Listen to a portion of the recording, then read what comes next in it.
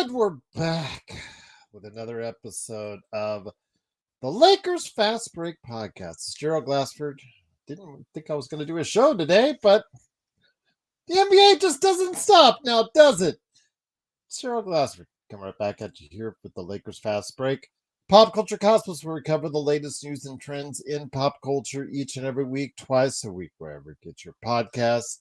On the Pop Culture Cosmos for this weekend, I think I will pop the prediction show that, of course, we would cover earlier in the week. So if you didn't catch that, or if you want to go ahead and listen to it on the radio as you get to go ahead and on your way to work tomorrow morning, I'll pop the prediction show that we did, Legend and I did earlier this week.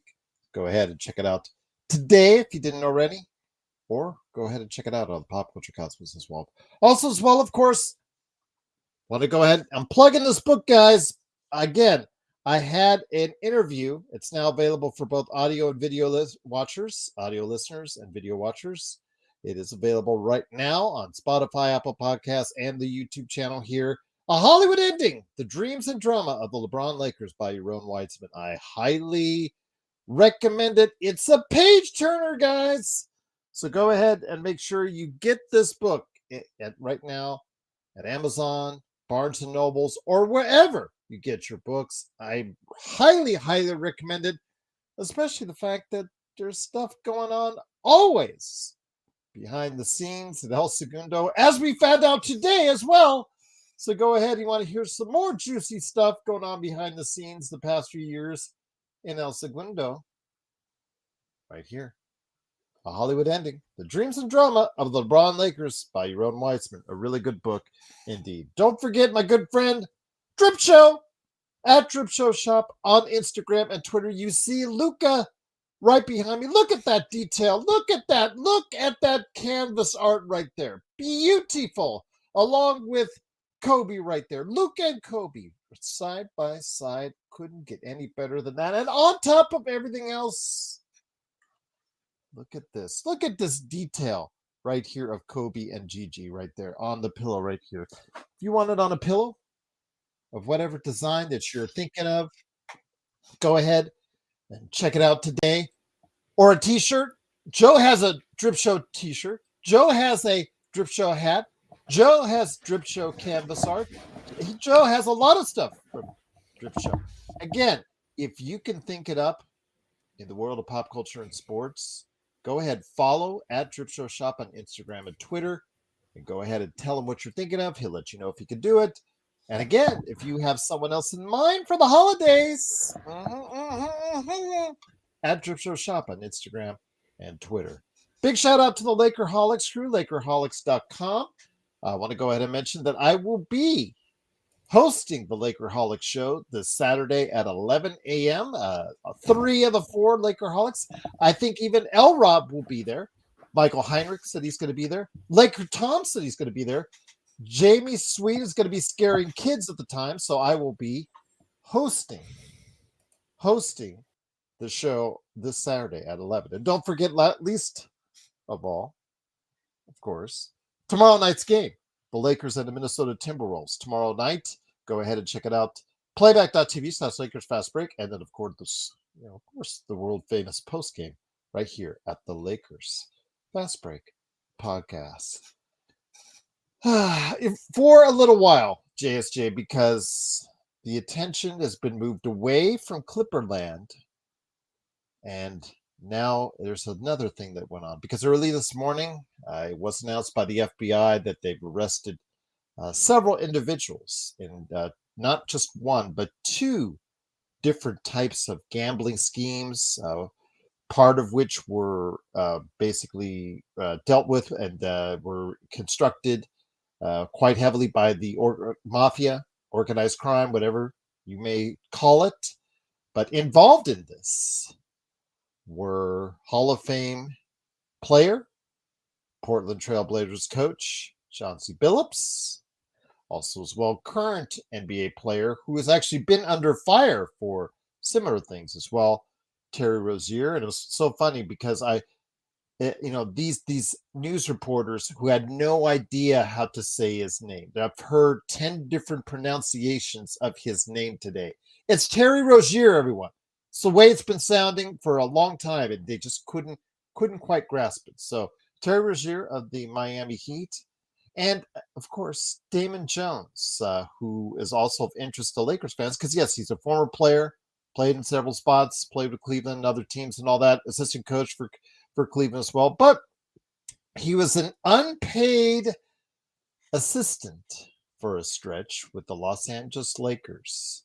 And during that time, it is alleged, during the FBI indictment and the arrest paperwork and warrant, that he gave out injury information on certain players, one of which was LeBron James, that bettors could bet on because they would have the advantage. In fact, in one of the more humorous parts of this, he gave out information on a player, the bet to a bettor. The bettor actually lost $100,000 because the information didn't come through exactly as planned, and wanted to go ahead and get that money back directly from Damon Jones. So yes, there you have it. Part of, I guess, over 30 individuals indicted and arrested on charges. Again, 2 separate deals, one of which involves poker, as far as poker ring, as well as far as playing poker, and I guess a lot of cheating going on and illegal poker games and whatnot going on. And then also as well, again, giving out illegal information to bettors as well. 2 different but yet related gambling issues. And Joe was very adamant about it this morning as far as him wanting to do a show today. For someone like a show like ours that has been approached by, and actually we did for a brief bit of time years ago, we actually were trying to do ads for a betting service. Nothing came out of it. DraftKings actually approached me within the past few weeks. I kind of ignored them, so I really didn't have much to say to them on that. But the world of sports betting is huge. And when you lay that bed, some people are going to lie in it. We've seen the issues with Michael Porter's brother. We've seen the issues now with Chauncey Billups, Terry Rozier, and Damon Jones. How is this going to affect the league going forward? And here today to discuss that, good man indeed, it is the guy behind SimBlades, SimBladesWithAY.com, and of course, the Joe Sora Experiment, where you can watch the Dodgers in the World Series tomorrow night on playback. It is Joe Soro. Joe, good to have you here. You may go on your own YouTube channel afterwards. We'll have to wait and see. But your thoughts on all this? I'm going to go ahead and read some of the comments here in a bit from our audience, but I know you wanted to go ahead and get something off your chest right now. I think it's important to understand the human psychology a little bit. I don't think you need to go to school and get a degree to get it. I think if you're a human being, you should allow life's experiences to teach you some things. Number one, understanding the people around you. We live amongst humans, right? I think that's something that most people should get really good at understanding. But what gets lost in that is not paying attention to the human being tendencies. And then there's what I believe is the ultimate scam of all time in human history, which is saying that melatonin, a particular melatonin, is the difference between this person and that person. That's not true. There is culture, don't get me wrong. There is geography that's involved that sets the stage for things. Not saying that isn't true, right? But in the end, human beings are human beings no matter what. And they're going to have jealousies. They're going to have weaknesses and strengths and things like that. When I saw the acceptance of gambling 10 years ago, I initially thought, it's going to be more revenue.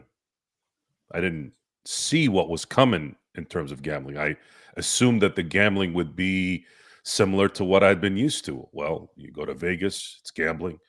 You have these DraftKings or whatever it is that they call themselves. They're promoting the gambling. And my mind was I guess, ignorant in the fact that it could be much larger, in the sense of you have children now. When I mean by children, I'm meaning 18-year-olds that are on gambling apps and betting by the second on certain games. What does that teach that 18-year-old as things get important in life, college, family, work, career, whatever?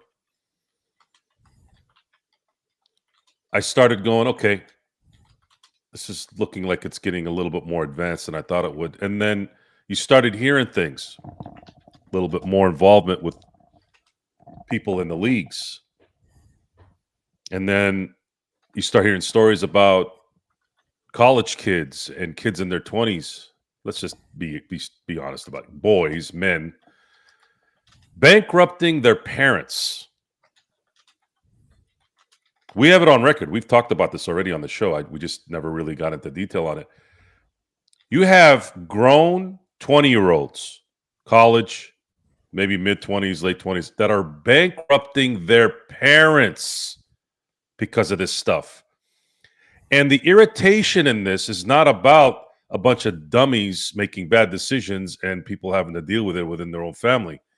It's the virtue signaling that these leagues have that contradict the core of what they do.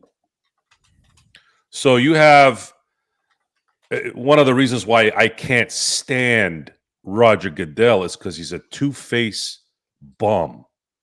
And I didn't want to use the word bum. I wanted to use another word, but I'm trying to practice into not using any curse words here as we continue to. At least during the first 20 minutes or so, because you. No. I'm gonna condition myself. I'm gonna condition myself to try to make it a habit. It's no different than it was when I used to walk into the house when I was a kid. I would curse like a sailor with my friends at school, and then as soon as I got into what I called the threshold in the front door, I didn't even say the A or S words around my parents. I just had too much respect for them to do that. So no, I'm just saying it's a thing with YouTube where if you don't curse within the first, I don't know, 10, 20 minutes or so, okay, somehow your advertisers. Well, it also I am also factoring in there may be some. I believe there is good content on here to where I believe there will be a father or a mother that's going to listen to the show in the car, and their kids are going to be in the car. That's something we have to factor in as well. But anyways, Roger Goodell is the same scumbag that will take all this gambling money, all this pharma money, all this male enhancement money, and then put end racism at the end of the end zones. Things like that. Adam Silver, whom you've known I've been a big supporter of, especially at the beginning, has been has slowly deteriorated really since 2020. And I'm going to go really, really deep in this and really, really, really vicious. Not that I haven't done it before. I'm just going to I really have a reason to even more now. Professional athletes, and we have the biggest one of them all on the Lakers. He is in my view, the king of this, which is why we have such a hard time being all in on him. And that is LeBron James. And even though he has nothing to do with what's going on here, even though they're trying to throw things in there, professional athletes are children. They have to be disciplined like children. And when you don't discipline professional athletes like children, they're going to start testing. Because these guys have had their rear ends kissed probably since they were 13. As soon as they started showing any athletic ability outside the norm. A lot of these guys are dunking at 13 and 14. That's the first sign. Then all of a sudden you see their heights grow. And then next thing you know, you start seeing them play. And all these guys have known, really, if you really think about yourself as an adolescent as a young person, what is your first memory? Your first memories usually, at least for me, is right around 8, 9, 10. And then even then, you don't really remember everything. Then you start to really remember more and more as you get to 11, as you get to 12. But then you really start to remember 13, 14, and then high school. So these guys don't know any better than what they've experienced in that time if they're showing the ability to be what they end up being. So imagine their main memory is being coddled, being told how great they are, how great they're going to be. And there is a financial setup with the adults that are around them. So they're going to cater to them even more so that they can get theirs. So imagine all they've known as they're growing up as children is that they're going to have their rear ends kissed and they're going to have the adults do whatever the hell they want. And they're not going to chastise them, not going to do anything to them, right? Now, fast forward to when they become a quote unquote adult. When you don't rule with an iron fist, the morons will take over the asylum. And when I've had this discussion so many times with those who sort of know me, those who do know me, but can't seem to understand why the temperature is always up. Number one, the temperature is up because I know how people work. Good and bad. Most of the time, they don't work well. People are weak. People don't know what the hell they're doing. People are stupid. And then when you put them in a setting of stress, it's magnified. It exacerbates. I mean, to the point where you don't even know who these people are because they can't handle the pressure. And mind you, the pressure is a joke. What is it? You can't take care of your own personal finances. You can't take care of your relationships. Like, it has nothing even to do with what these guys are dealing with. So imagine what's going on there. So all this comes down to this. Most of the professional athletes are not very smart, not very reliable in the sense of doing things. I don't know. I'm just going to use the word professionally. And then the second they get desperate, the second they start having to feel like they need to do something, and there's no policing, this is the result. So gambling, out of all the leagues to have this happen to, the one league that everyone has been thinking has been rigged for a very long time. It's very hard to rig baseball. I mean, you could get a crooked umpire, but with how things are looked at now, it's very hard. I mean, if you had an umpire calling strikes all over the place outside the box, that guy's going to get reamed. He's going to have a pitcher that tips off his pitches to the batters. True. Very true. But they've eliminated a little bit of that too by having the automatic stuff wired in as well. So now that becomes a problem. The ABS is all but going to destroy that issue pretty much all the way through. So once ABS is there, I know it's only a couple of, I guess, challenges, but that'll grow over time. Football, I guess a crooked quarterback could definitely make some problems there. But NBA's, in my view, NBA is probably the most manipulative because it's only five it's five at a time on that particular team versus 11 on one side, 11 on the other side, and then baseball has 9, and then you have to hit or you have to field. There's a lot more workings in there for those, whereas you only have 5 guys. One guy can go ahead and do enough damage on both sides so that they can do whatever it is that he do. But anyways, point is, we saw this coming. And I believe it's going to get worse. And these leagues are going to have to make a decision at some point in that, are they going to continue to support these gambling sites and promote gambling like it's playing bingo. Because gambling, while it's not crack cocaine or crystal meth or heroin, it's just as destructive when it's at its peak. It destroys the person. It destroys the people around him or her around him. I mean, I don't know any women that are gambling holics. I really don't. I've never heard of a female having a gambling issue. I'm sorry, I've never heard one. So he is going to have to be the pronoun. I have. I'll just say that. You're in Vegas. You probably have more of a chance of doing it. But honest to God, Jerry, that's the first time what you just said. I have never, 47 years on this planet, I have never heard of a gambling issue from a female. So this is the first time. No joke. I've seen it. I've seen it. Let's just say I've seen some of the darker points. So we'll see. We'll see. Some of the trash that you talk, I have seen it in the years I've been here, and I'll just leave it at that. It's and gambling. I have been around gambling my entire life. My father played poker, cards with his friends. Used to go to their house, go to Vegas, poker, slots, whatever. My cousins, my uncles. I mean, I'm not really dogging the gambling thing. That's not what I'm getting at.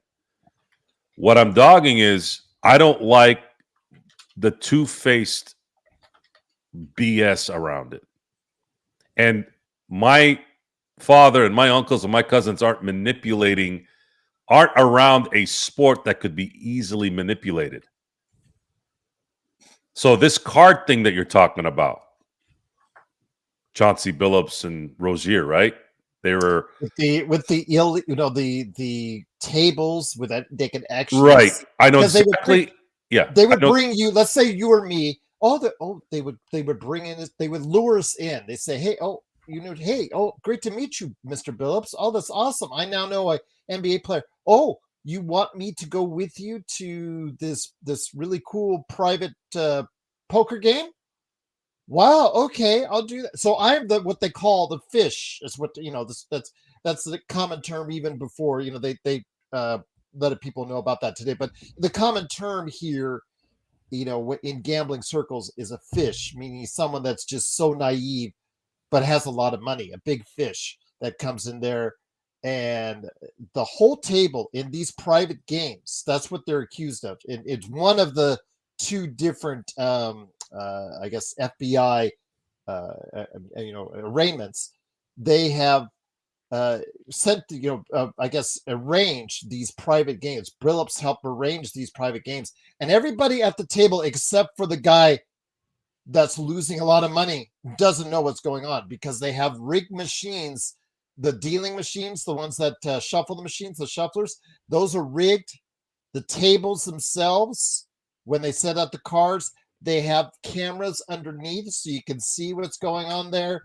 I was watching this interview with this guy, this professional who helps investigate and track it. He says you can do it now off your phone. You can figure out exactly how it's going to lay it out, and you can also hide the earpiece in your ear so far in your ear you can't see it. You need a magnet to get it. Just the intricate details of how you can cheat in card games is now high tech to the max. And Billups was part of that. Jones was also part of that. Damon Jones, by the way, again, he was also part of that.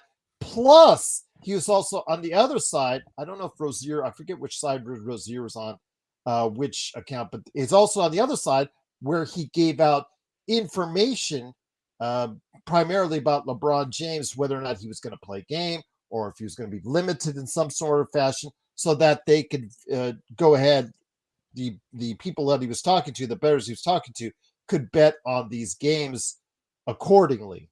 So yeah, this is some shady stuff, man. This is obviously, you just have to scratch your head why Billups is doing that when he's a coach in the league and trying to stay. At that time, he was trying to keep his job. It wasn't until that they had a turnaround after the course of the turn of the calendar year here, that he did get the extension that he was looking for, and things were starting to look better for him until this happened. Let me just tell you, Joe, Terry Rozier is the most puzzling of all. You know how much he was going to get paid this year, Joe? 26 million is his contract for this season. $26 million.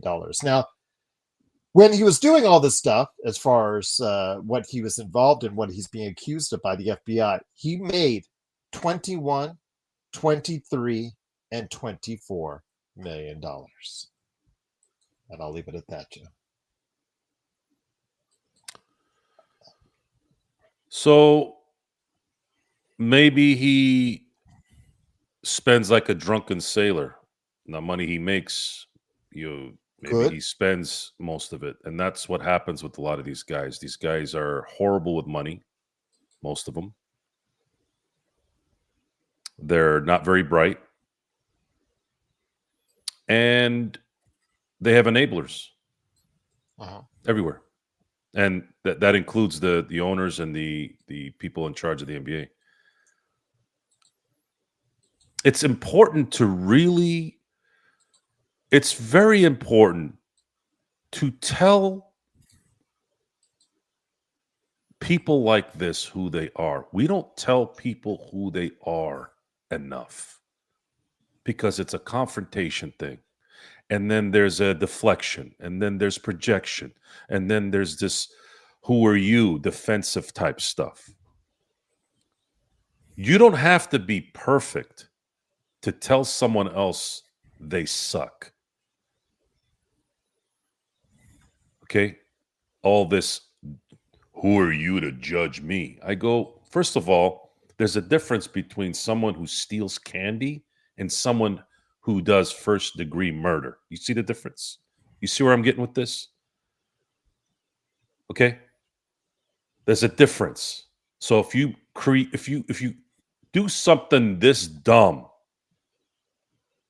it's not stealing candy.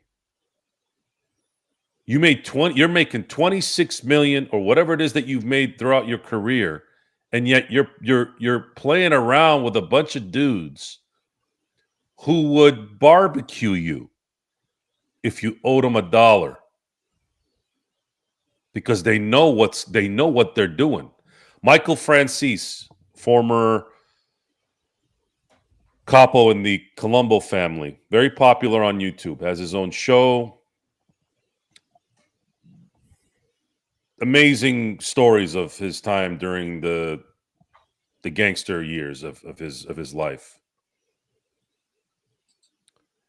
He had a video up a few years back that I watched. He said they would I think it was that scumbag Vlad that was interviewing him. I can't stand that guy. I just gave him a pop too. He talked about how there were certain professional ball players, he didn't name them obviously, that some of his guys would call him and say, hey, should I give this guy more credit? He's like, absolutely, get him whatever he wants until it finally reaches that point where we can lure him in, and then we can dictate the real terms. Hey, you owe $1 million, Mr. Quarterback of whatever team. Okay, you want to cover that $1 million? We need you to throw a couple interceptions in week 1 or week 3 or week 5. Nothing out of the ordinary in terms of that world, right? So you have a current coach who, in my view, is that is the spot right there for basketball, because the coach can decide what players to go play. And he coaches in Portland, and all Portland knows how to do in the last month of every year is choke, right? On purpose, so that they can get a better draft pick, right? Because they've been so shitty for so long and their players suck.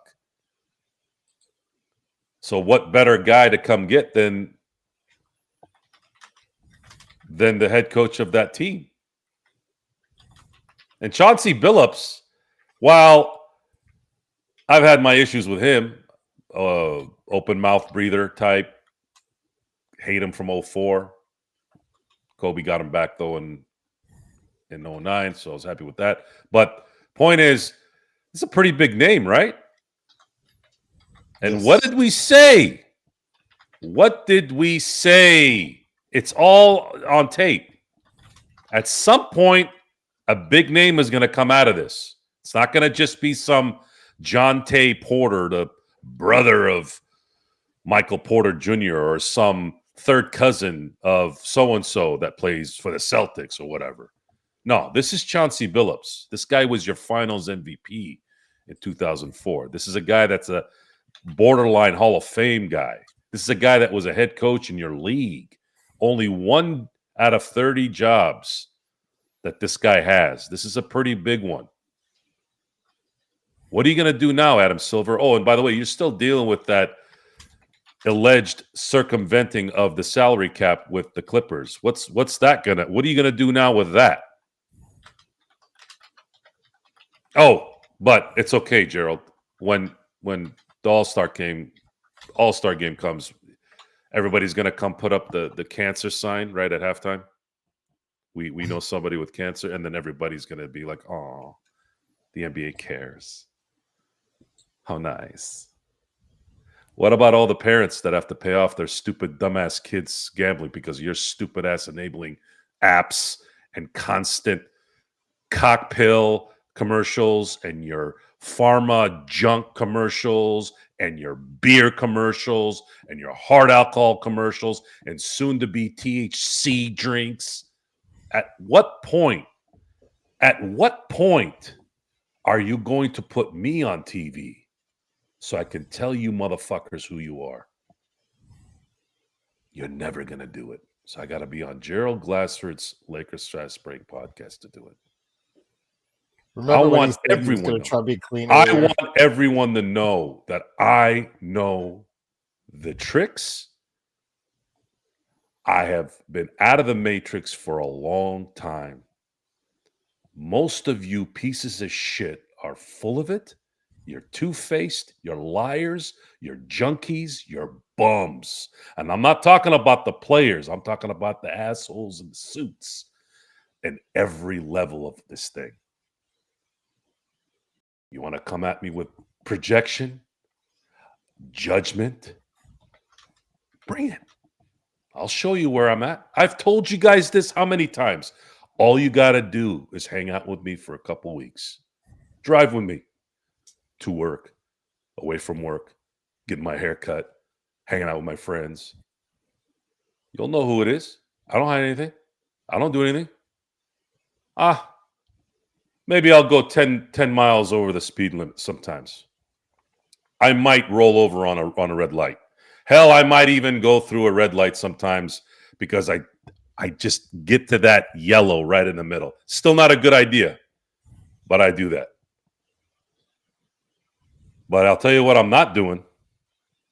I'm not banging the neighbor's wife. I'm not gambling with a bunch of gangsters and coaching in the NBA. I'm not out stealing stuff. I'm not murdering anybody. No, I mind my business. Try to be a good dad. Try to be a good husband. Try to be a good friend. Try to be a good neighbor. Try to be a good citizen in the area. Not the best. I never will be. I mind my own business. I go about my day. But you assholes, you pieces of shit, you two-faced motherfuckers who sit there and put all that PR bullshit and all these signs and this stuff on the court and flowers and all that horse shit, I know your stink. You don't give two shits about anything other than money and the people who are going to keep feeding you that money so that what you can do what? So you can do what? To do what? So that you can tell us that you're good people? You're fucking trash. High-class trash. This is very easily fixed. It's very easily fixed. We're going to see who has the bigger balls to do it. I don't see it. Once again, it is the Lakers Fast Break. It is Joe Sorrell. Yeah, he was clean for half an hour along with me, Joe Glassford. Thanks again for watching and listening. Truly appreciate it. I did want to go ahead and say, again, this is regarding the 2 indictments that were handed down by the FBI. Among the 31 defendants are Trailblazers head coach Chauncey Billups, Miami Heat guard Terry Rozier. It was so funny again how everybody mispronounced his name. Of course, they had no idea who he is. But those 2 were put on leave by the NBA, and then former NBA player Damon Jones, who at the time of the allegations that were made was a unpaid assistant to Darvin Ham in the Los Angeles Lakers at the time. Those are 3 individuals as part of the over 30 individuals named as defendants in these indictments. But I want to go ahead and talk a little bit about the who's and the whys. Jones is charged in the poker-related indictment involving Billups as well. He double-dipped, Joe, as well as the indictment charging Rozier and others with a scheme in which basketball bettors allegedly exploited leaked inside information about players to make profitable wagers. So Billups is on the poker-related side.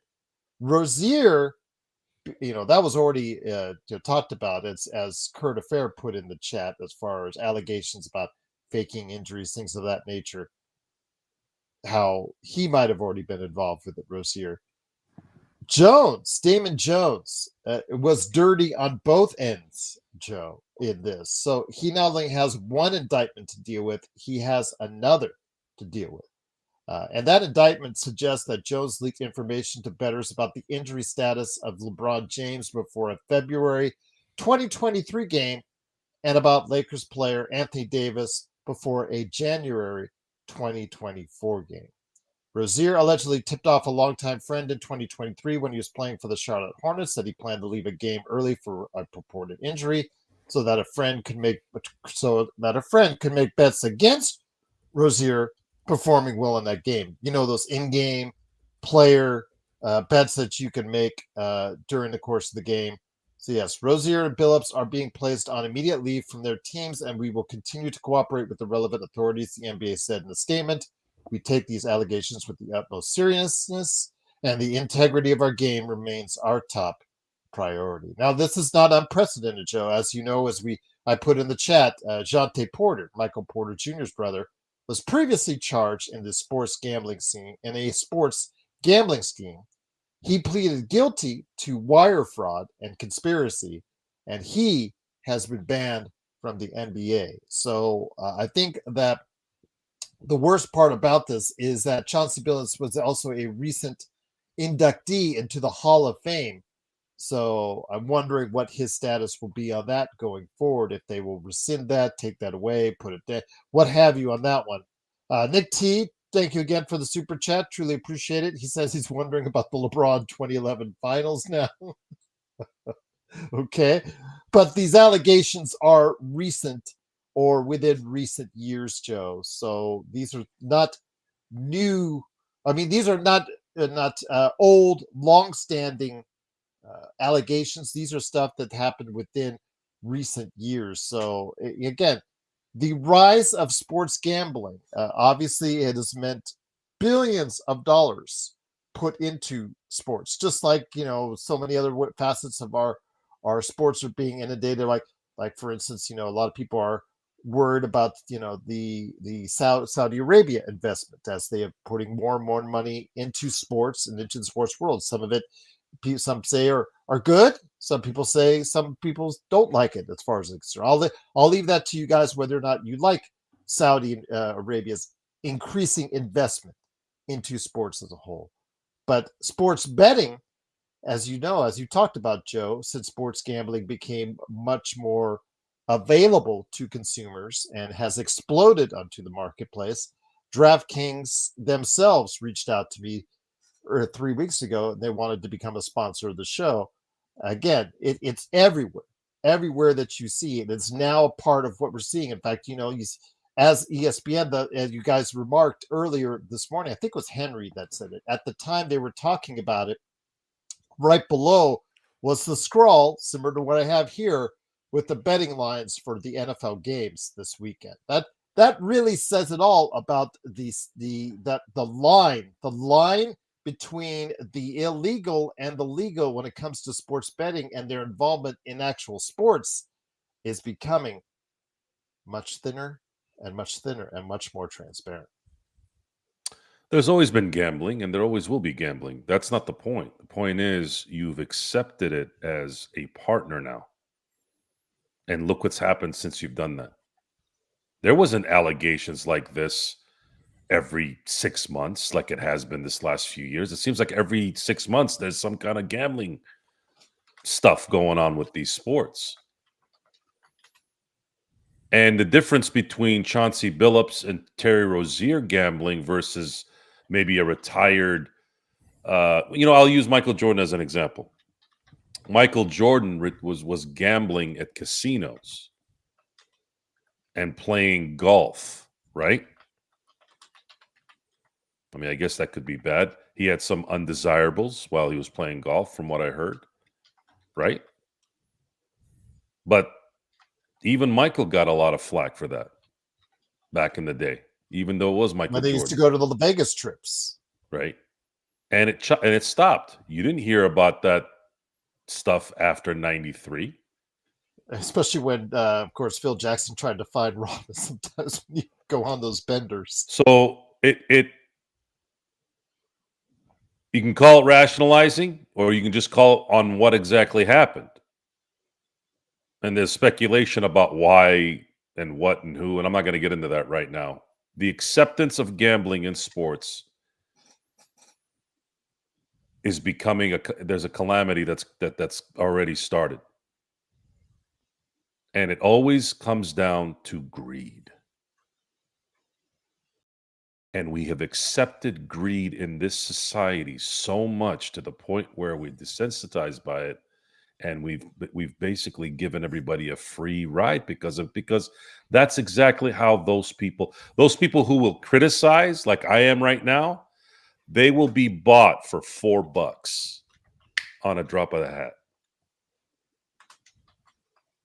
I was in a lawyer's office, a piece of shit lawyer, by the way, and the piece of shit receptionist in there. I heard siblings wanting to rip their throats out for their parents' money. It was a really, really, really eye-opening, ear-opening scenario sitting in that waiting room. It was a probate lawyer after my father passed away. And that stupid bitch treated me like garbage too, because I went into the office with tears in my eyes because my father had just died. And I told her, any dollar that my father has goes to my sister. And you know what that means, Gerald? You know what that means, Gerald? That means she doesn't make any money with us fighting. She doesn't make any money with us doing shit. Give my sister the fucking money. My father just died. I'm dead. I'm in pain right now. I don't give a fuck about money. But in the other room, it's different. That's when they make their money. That's when the scum-sucking pigs make their money. That's when the scum-sucking siblings, that's who they are. Fighting over their parents' money with their own blood.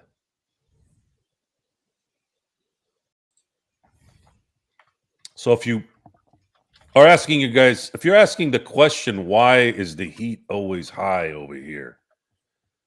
And why I enjoy it is because of that. Things like that. Because I want to tell you who you are. I really enjoy telling people who they are because very few people tell them that. And I know who you are. I know who everyone is that are around me. 99% of the time, I know exactly who you are. And I'll be able to find out 95% of the time who you are within the first 60 seconds of you talking. Hell, I'll even know by the way you walk. I'll know who you are by the way you walk. And when you look at all this, All this nonsense, and we're the problem. I'm the problem. I'm watching the games, right? I am the problem.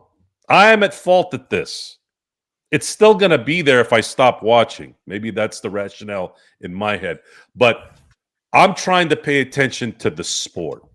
I'm trying to say to myself, when they're competing in that game, they're playing for the game. The money's sort of, especially when it's high stakes stuff, right? Pardon the pun. Shea Gilgeous-Alexander in the finals. Halliburton busting his Achilles in game 7 in the finals. Those guys weren't thinking about money at that point. They were thinking about winning a championship. And that's the part that I like to watch. That's the part I enjoy. Because at that point, they're not thinking about money. They're thinking, we got to win this. So I'm an enabler too. I'm just not enabling the gambling stuff. I'm not enabling the bullshit virtue signaling. And I'm not enabling the two-faced assholes that these guys are. I'm trying to support the sport. I'm trying to support the competition. That's why I watch sports. I'm not watching it for your stupid message. I'm not watching it for your stupid commercials. So with that, it is, of course, the Lakers Fast Break. Truly appreciate you joining us. Again, we'll know more in the coming days in regards to this FBI investigation that has led to the arrests of over 30 individuals.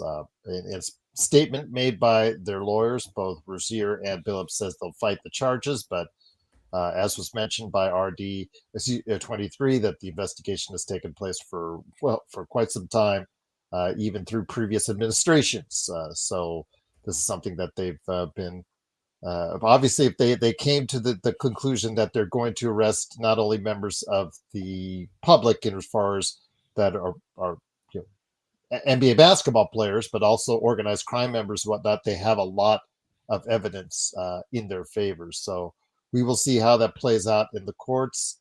Again, another scandal for the league, Joe, but I did see Adam Silver today watching the Indiana game, which was a double overtime game, 55 points for SGA, and they pull out the victory in Indiana. By the way, Golden State has just won in overtime, 137 to 131, despite 10 of 11 from 3 from Aaron Gordon. I love the stat of the day here that the 10 3-pointers in their first game of the year is the last time that happened was in 2020 with Terry Rozier. So there must have been a bet on threes at that point in time. But be that as it may, Adam Silver, he now has 2 controversies within weeks of each other. Both are really, undermining the league in one form or fashion or the other.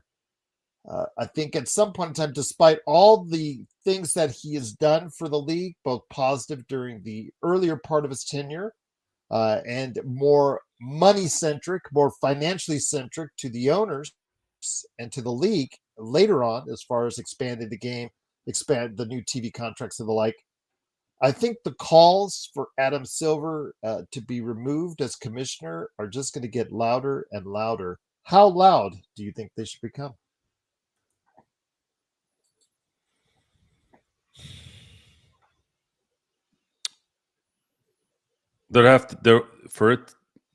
For this to be loud in the way we hope it would be the threat. It would have to be a threat to the financial part of the NBA and maybe even his job. But only the owners can do that. And I think the credibility side of things, especially in the NBA, have dwindled. Who's really held accountable that when they screw up in the NBA these days? I think their only harsh suspension is usually when it's narcotics, right? Didn't the Birdman get suspended for like 2 years? Yes. Yeah. Well, I mean, again, Porter's brother was banned from the NBA, and Porter's brother. and Rozier Billups are on leave. placed by the NBA. Yeah, because now they have to play the alleged bullshit because they don't want to get themselves sued, right? Well, I mean, in the court of law, And you're and innocent until Malik proven Beasley was found not guilty or not liable, right? So he was cleared of all was charges. cleared of all charges. Okay, But now so he's a free agent on the outside looking in. okay, so now what is it?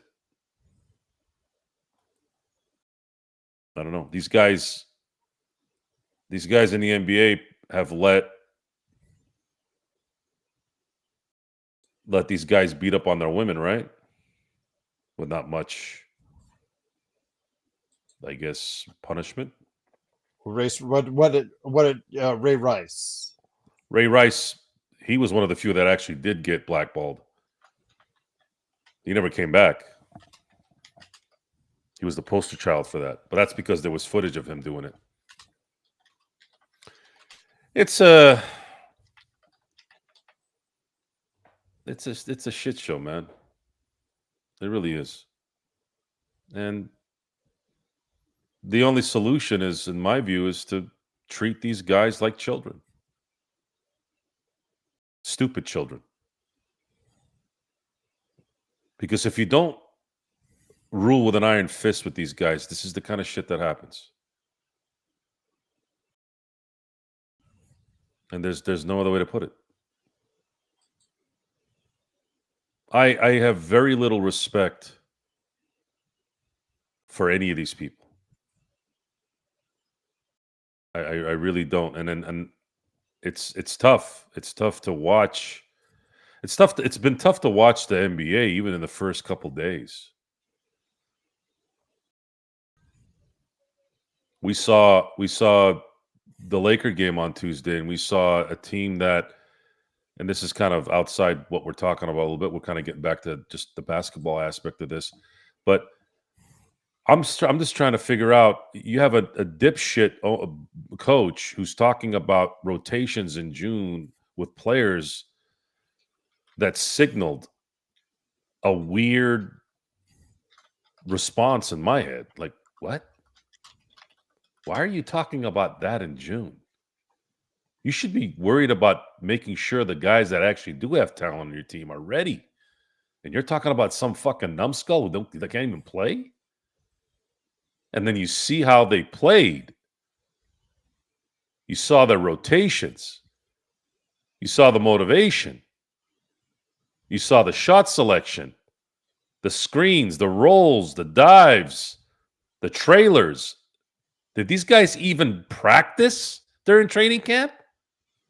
In the basics of basketball?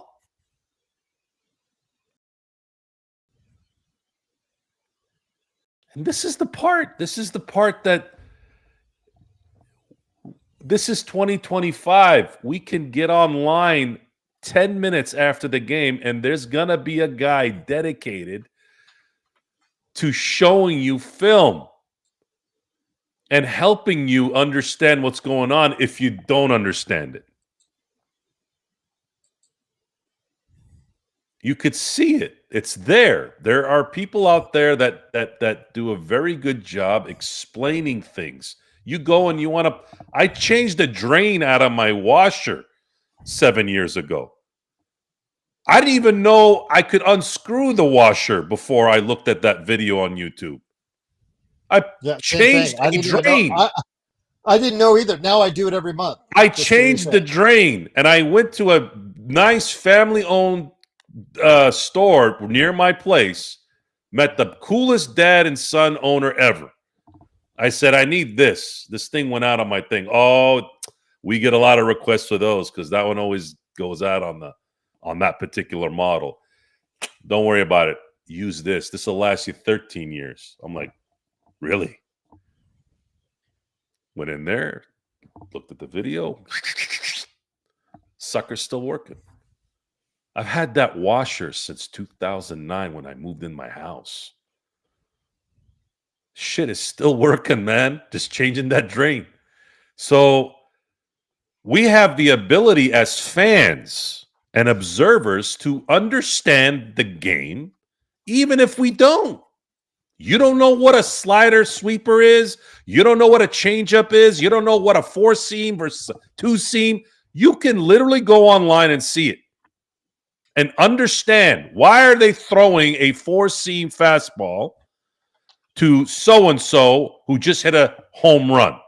You have the ability to see that without knowing what it is and understanding what, where, and why. So let's get to the brass tacks now. What the hell did J.J. Riddick do this summer? Did he coach at all? If you're getting beat by a faster player, if you're getting beat by a player that's just getting to his spots faster than you can get there,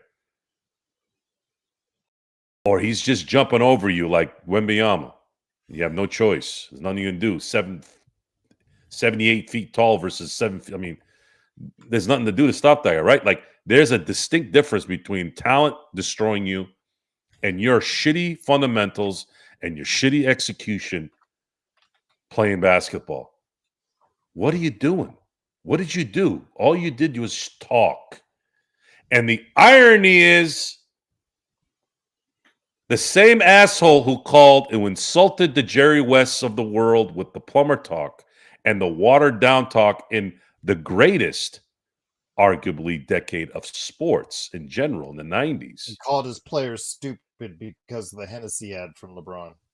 He called his own players stupid, and he called us stupid. Motherfucker, yep. You're stupid. Your players can't even run a screen and roll. Your players can't even run a screen and roll. And you're talking about Bronny James being in your rotation in June. You're calling us stupid? No, you're stupid. You're stupid. And very, very, very soon, when the new owners come in, they're going to tell you how stupid you are in a nice way. I wouldn't. I'd tell him he was stupid. He should be called stupid anyways. I'd tell him he's stupid right now for insulting Jerry West, God rest his soul, and saying that the 90s were watered down. The same decade that produced half of the 75 all-NBA team, by the way. The majority of those guys on the 75 team played most of their prime in the 90s. Soak on that. How is that watered down? The Charles Barkleys, the Karl Malones, the John Stocktons, the Pippins, the Jordans, the Ewings, the Hakeems. You're telling me those guys are watered down players? And then now you want me to listen to this guy? Remember I told you, Gerald, I told you how many times? You can't take care of your own house. Who the fuck are you to tell me how to take care of my shit? I've had that discussion about politics for years. Wait, you want me to listen to this guy? The guy that banged his best friend's wife? You want me to listen to him? Tell me how to be moral? But see, we don't go nuts the right way. Either you go stupid nuts where you have to go get a flag, put it on your truck, America, yeah! Or you got to have a bunch of fucking jackals on a highway cooking hot dogs, stopping everybody else who's trying to get to work. That's the extremes of the two. I'm in the middle where you belong. I tell you in your face and not fucking other people's shit. That's how I prefer to do it. Because I smell your stink and you're not going to trick me.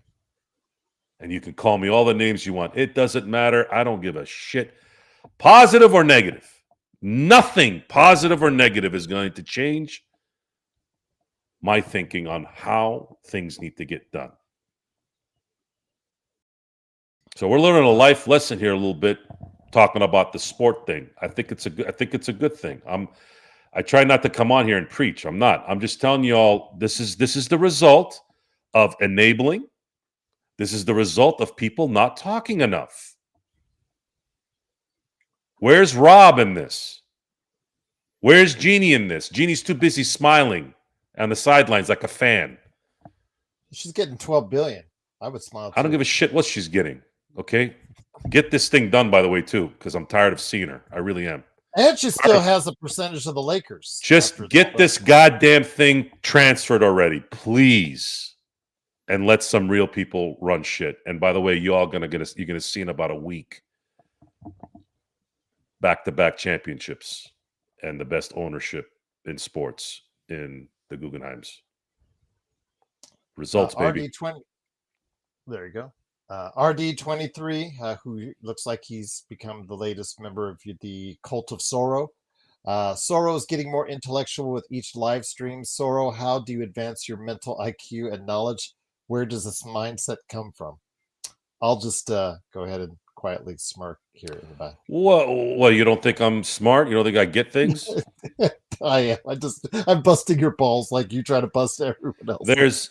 There's a lot of observation. There's a lot of reading, and a lot of it has been instilled from child, from being a kid. My one thing that I think my sister and I got. I only have one sister. It's just my sister and I in terms of the siblings in my family. We were blessed in being taught on how to be observant. And life has to, you have to live life too to really get good at it. You can't just know how it works when you're 18. The base of it is there. The base was set in the house, and then as you started seeing the results of human activity, you started going, oh.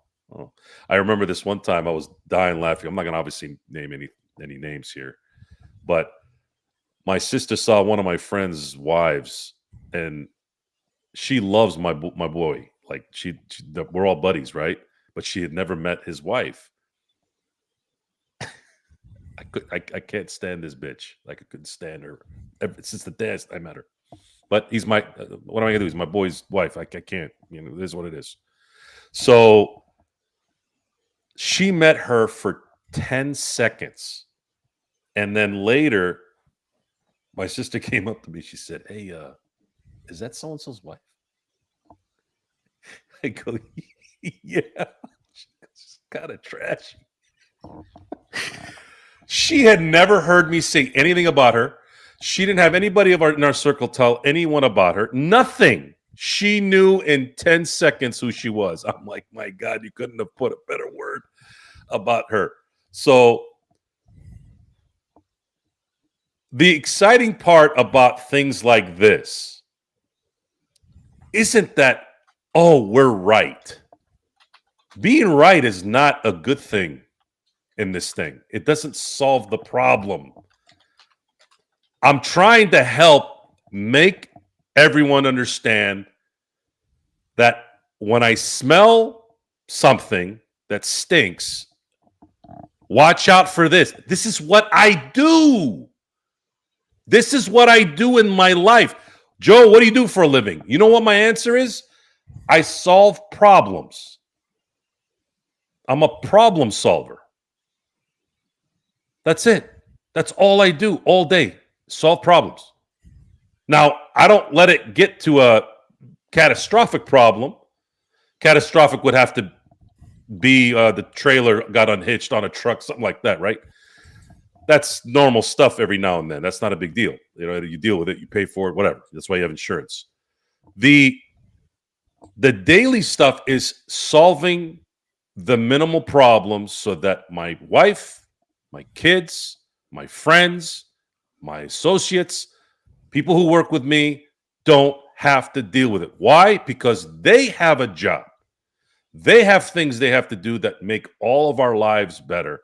So the least I can do is master what I'm good at, taking care of problems that my wife doesn't know how to do, my kids definitely don't know how to do, and my friends and my colleagues and my associates, they don't know how to do it. They don't have the temperament. It's just what it is. So I have taken on the responsibility of being the truth guy. It's very hard for people to deal with confrontation. So when you have to tell the truth a lot during the day, it becomes a problem. People don't like to hear the truth. You think they do, they don't. Because more often than not, I'm telling them that they suck without really saying that they suck. It's just, well, what were you thinking when you did this? Because this doesn't make any sense. I mean, I pissed off a guy. I pissed off a neighbor so bad one time. Of my client, a neighbor.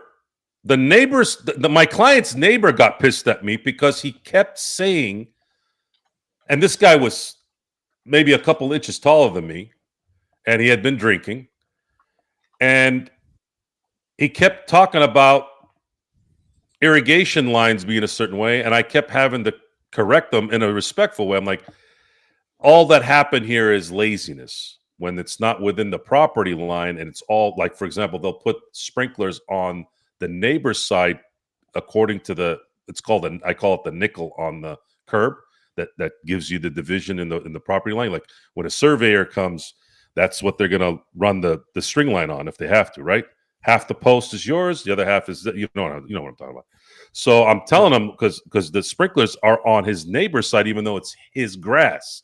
I'm like, this is just laziness. They didn't care about running the string line when they were building the home so that they could put the sprinkler lines on there. He was saying something stupid because he's drunk, whatever. And then he started mouthing off. I'm sitting there like, is this stupid ass really getting into an argument with me about something that I know and he doesn't? This is what I do for a living, dumb fuck. You're drinking beer in a garage. I'm doing landscape construction. I got a truck right there with a license and a number and a seller's permit and a business license. Like, this is what I do, dumbass. So this is the kind of stuff, that's the extreme. I don't run into that problem very often. I don't hardly ever. I'm just saying that's the extreme. But ultimately, this is the job. The job is to make you aware that I know what I'm saying based off of what is here. And more often than not, it's going to be kind of me telling you that you're a fucking idiot without actually telling you you're a fucking idiot. Because that's what people are, just clueless. Parents, teachers, teachers not as much. I think teachers get a bad rep. I think parents are parents are abhorrent.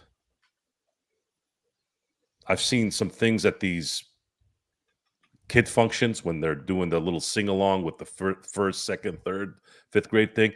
I've seen some parents at those places, man, I wanted to kick them outside, like literally go and kick a field goal with them at how they were treating their children, like garbage. And they're going to wonder, oh, she's really mean. I'm like, yeah, of course she's fucking mean. When she was 7, she was asking about a rock on the ground. You yelled at her for it. The kid's curious. Be a mom. Say it nicely. Teach her something, make her love you or something. I don't know what the fuck you're doing. Like, what the fuck were you thinking having kids if you're going to have that kind of attitude? That's the shit that that's how my brain operates throughout the day. That's the stuff I look at.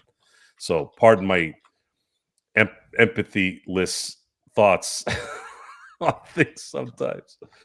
Boy, we really skewed away from the subject here. Sorry, guys. That's the rant outside sports for the day, for the night. And once again, it is the Lakers Fast Break. It is a snack pack for you. But before we head on out, we're going to go ahead and preview tomorrow night's game. The Lakers and Minnesota Timberwolves. Minnesota Timberwolves did win in Portland on what will most likely be Chauncey Billups' last game involved in the NBA. I'm going to say the odds are not in his favor, and I'll just leave it at that, Joe. So with that, I want to go ahead and talk about tomorrow night's game. We talked about, I did 2.5 hours. By the way, Joe let me know he couldn't make it last night. So I was in La La Land last night. I wanted it to be nice. I didn't want to say it right now. No. I don't even remember. All I remember from last night is sleep is past nothing. I woke up this morning just like I was so tired last night, and I don't even know why. It wasn't like I slept like 5 hours the night before or whatever. I don't know. Maybe I got real comfortable and I just was like, dude, I'm out. But it was a good sleep though, man. I slept like 8 straight hours. Didn't wake up once. The circadian rhythm, man, that thing is legit, man. When you sleep at 10 versus midnight, it's a completely different sleep in the morning. I hear you. Thanks, stuff. Yeah, I know. I get a little I can go off the rails a little bit, but it comes from a place of concern. I've never tried mushrooms. I wouldn't even know how that would come about, although I've heard some good things about peyote. So with the Minnesota Timberwolves, they are coming in there. A little bit of a revamped starting lineup, but DiVincenzo is in. Mike Conley, I think, is now now understanding what life as a 39-year-old point guard is going to be because he's now coming off the bench. Interesting, though, they didn't play Rob Dillingham. They only played one of their two young guards, Terrence Shannon Jr., also coming off the bench. Very interesting how that worked out because a lot is riding on Dillingham to be a part of their future going forward. So with that said, Minnesota and the Lakers, obviously emanating from their playoffs run this past summer, didn't quite work out the way that the Lakers wanted to, but with hopefully some practice time. And by the way, to give everybody an injury update, I know that people were talking about the groin injury, possible groin injury. Luka shrugged it off, said he's going to be fine. He was a participant in practice. Austin Reeves has a slight ankle injury as well. He was a participant in most of practice as well. But the thing is, Joe, with Luka Doncic, it's not the 43 and the almost triple double that he had. It's the 41 minutes that starts off. It really is a problem, and it shines the light on the lack of depth of this team, how it wasn't addressed enough. I shared my concerns all summer long. I shared my concerns into this season. I shared my concerns on the prediction show. It is something where it is apparent now there's a lot of issues, and whether JJ is, in your mind, a good coach or a bad coach, with the lack of depth on this team, it's a lot of problems he may not be able to solve. I'm not concerned with Luka playing 41 minutes. He's 26. He could play 41 minutes a game for the next 5 years at this point in his career. Might as well, right? It's been Austin had a good game too, statistically, obviously. But what else is Luka going to play for?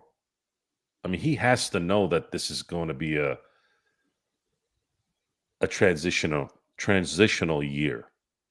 So might as well go play 40, 41 minutes and maybe get maybe get the first 30-point triple-double average for an NBA player. I'm just saying.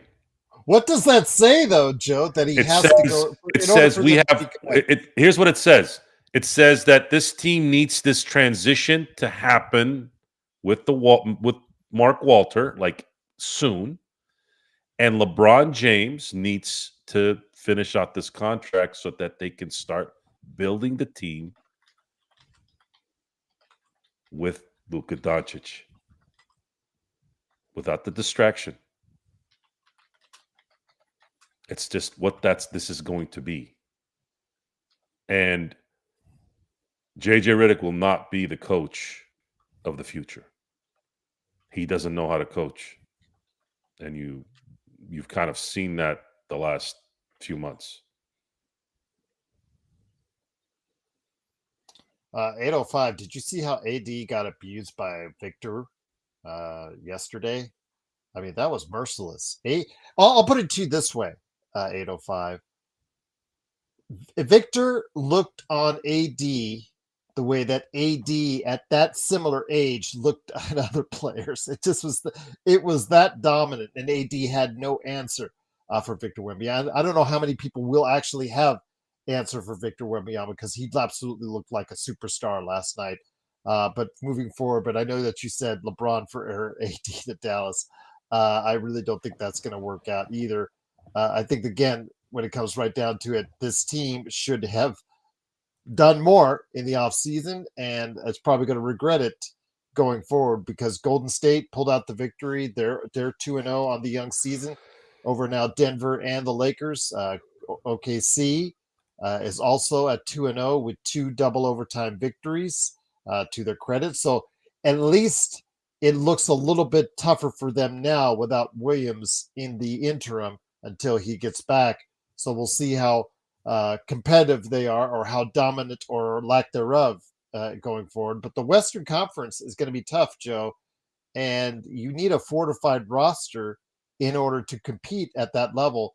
And throwing Gabe Vincent out there in the starting lineup was just an absolutely dumbass move. Again, the statistics bore it out that Butler feasted on Gabe Vincent statistically more than anyone else in the offense for Golden State on the Lakers defense.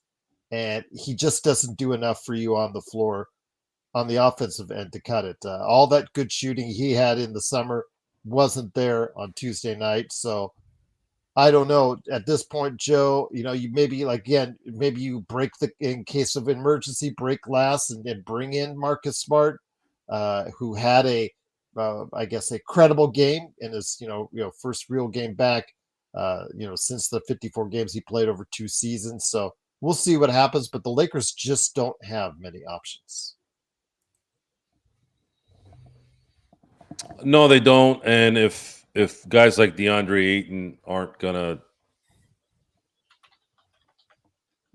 fill in what they really need there, then that's gonna add more stress to that. And Marcus Smart try to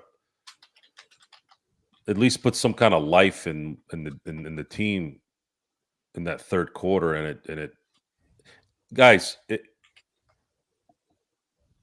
if it hadn't happened over and over again before, it would have been okay. Well, they screwed up in the third quarter. They came out lackadaisical, whatever. How many times have we seen this team, whether JJ's there, whether Riddick is there? I'm sorry, whether JJ Riddick is there, whether it's Darvin Ham. How many times are they going to shit the bed in the third quarter? And the reason why they keep shitting the bed is because a half-wit, at the very least, head coach of the opposition is figuring something out in the first half and saying, here's an adjustment. This is where they're going to suck. Take advantage of it in the third quarter. And then by the time you get to the fourth quarter, you finally figure out what they just did to you after 12 minutes, and you try to reconcile in some way, but it's too late. I mean, it's the same script. And the reason why it's the same script is because the coaching and the identity is still lacking. What did we say before game one? Run these guys down. You have youth without LeBron there. You have a lot of youth. And even your marginal players like a Jackson Hayes or a Gabe Vincent, they're going to do better in an environment where they're running and gunning and not have to worry about thinking too much or having to be stuck guarding Jimmy Butler, who's 3-4 inches taller than him. It's someone who had been playing with him for years in Miami, who knows how to play against him. I mean, is it that hard to do that? Use the advantage of Luka Doncic in the half court, but try to think about how you're going to sustain a LeBron-less Laker team when a team's already lacking depth and take advantage of the youth you have. Run. Why didn't they run? Steph is old. Jimmy Butler's old. Why didn't you take advantage of it? Draymond is old. I'm not asking you to go run and gun with Oklahoma City. I mean, I guess you could, but they'll be able to keep up. But this is the Golden State Warriors, man. You gave them the game. You allowed them to rest. playing half-court basketball. You fouled so many times, and you sent them Curry and especially Butler 24-24 at the free throw line. That's how you slow a game down, Joe. That's how you go ahead and avoid having too many fast breaks. And that's, I know, Johnny. That's why I said drain. But you have 5 guys on the court. A couple of them are going to be young, like Pods, Kuminga. But the other 3, you're running those 3 down. Those are the guys that hurt you, by the way. Draymond hurts you. Steph hurts you. Jimmy Butler hurts you. Make those guys work. They'll maybe bust a tire. You know how Jimmy is. He quits 20 games out of the year anyways. No identity. There's no identity on this team. And there hasn't been one in a while. Other than LeBron's team, which has garnered us 2 playoff wins in the last 3 series. 3. With or without Luka. With or without JJ Redick. So at some point, you need to find the root of the problem and get rid of it. Does that make sense? Yeah. It's difficult to argue against that when we've watched every single stupid-ass game the last decade. What else are you going to tell me? Well, Gregory, they don't have a myriad of assets. The Lakers only have currently one first round pick. I think they have 1 second round pick at the most because they give it up a lot. And again, it's just the talent evaluation. Again, Adieu Thiero, good example. The guy is still out. He listed on the injury report, still recovering from knee surgery that he had over the summer. And this is a guy that you traded twice to move up to in the second round to get. And you see what you have there right now. He has not played at all since joining the Lakers. Again, Jared Vanderbilt, you signed him to an extension and immediately had foot issues and had double foot surgery thereafter. It's just not reading things properly. I mean, if they just had moved up a little bit more, they could have gotten themselves a possibly a pretty good center in Ryan Kalkbrenner, who started for the Charlotte Hornets last night and got a double-double.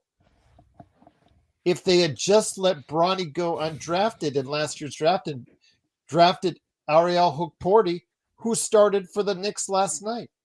Now, mind you, again, those guys are just young guys.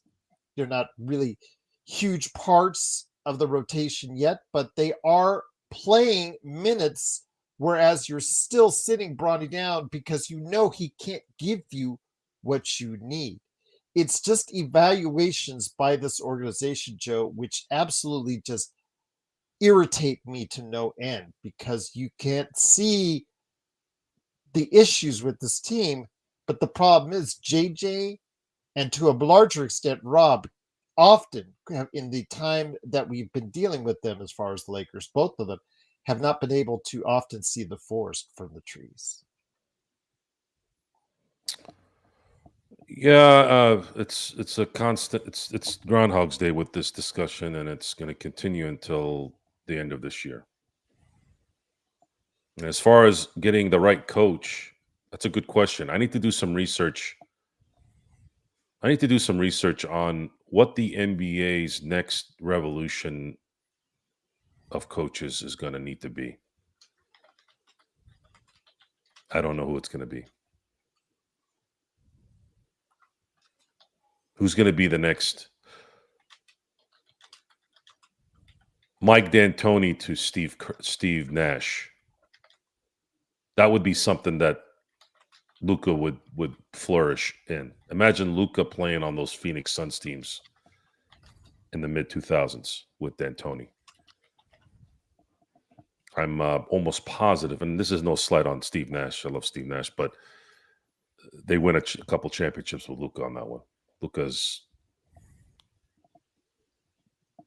better than Steve Nash in my view. And Luka's not playing defense. He's not going to play defense. And Nash didn't play defense. He means so much. He means so much to the offense right now. It's clear when you watched him during the game that he is not giving that kind of effort on the defensive end. Did get a block shot, but for the most part, he's not giving that kind of effort on the defensive end. I get it. I understand it, guys. And I know 805 is pointing that out in the chat. And it is correct.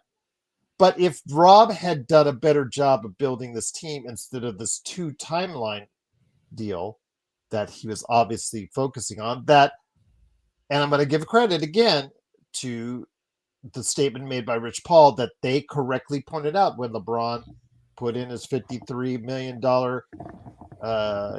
said he was going to opt into it.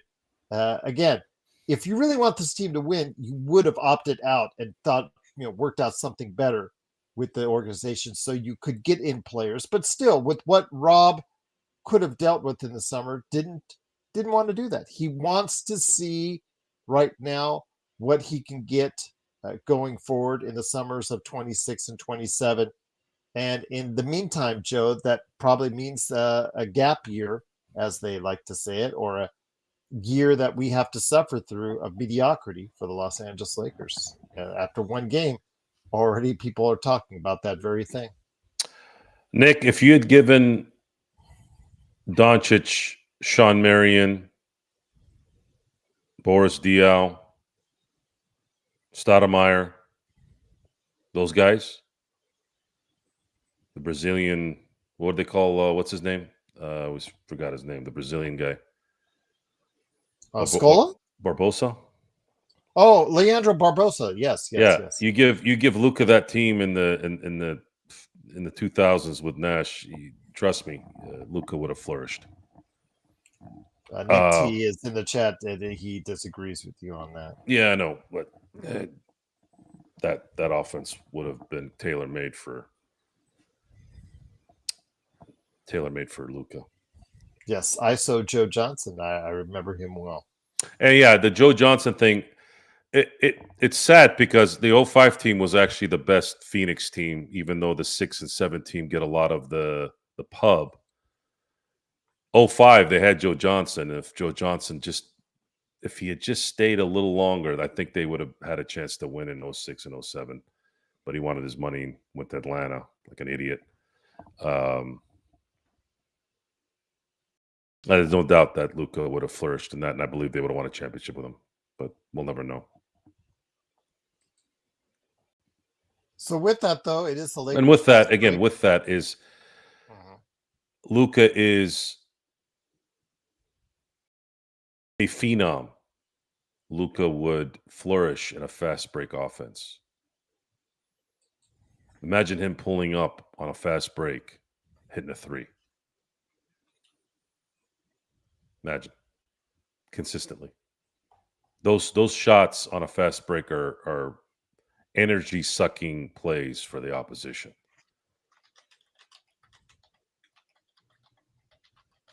He's listed as an assistant coach, by the way, not a trainer, Johnny. He's listed as assistant coach for the Sacramento Kings. That'd be kind of weird if he was a trainer. If he went from a player to a trainer. He'd have to go back to school, get a degree, or if he was working on it during his time at the school. Luka can do both, guys. I don't know why you guys don't think that Luka could run and gun. That doesn't make any sense. All right. Gregory says, I'm telling you all, Rob is not going to do anything for Luka. They've got Luka's just there to sell jerseys until Walter comes and clean house. Lakers are not going to be anything this year. Well, again, game 1, and already there are a lot of individuals like Gregory out there that are thinking that same way. So we'll have to wait and see. But the writing's been on the wall for a while now. This was just a formality. Plus, we did, and that was before we knew LeBron was going to be out too. Again, Nick T swears that he holds the ball too long and is too slow, Joe. Who? For D'Antoni's offense. Nick T. No.